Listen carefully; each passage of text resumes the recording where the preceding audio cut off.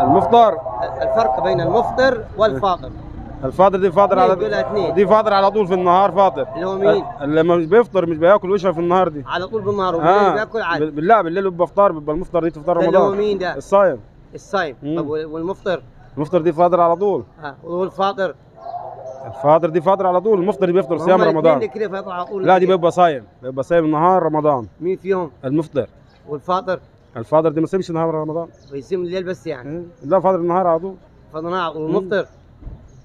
انت خربطنا خالص كده. خلاص خد راحتك وقول لي. لا خربطنا دلوقتي. المفيد اللي صايم في النهار بيبقى بيفطر بالليل. تمام. المفطر على طول دي بيبقى مفطر على طول، بيبقى ليل ونهار فاطر. كله على طول شغال. ما فيش عندي صيام، ما فيش عندي صيام. تمام. كل سنه وانت طيب. وانت طيب. حابب تقول كل سنه وانت طيب بمناسبه العيد. والله بمناسبة العيد يعني كل الجميع الأمة الإسلامية كلها. تمام. الأمة الإسلامية كلها. من صحابك، من جيرانك، من حبايبك. والله سميهم قدام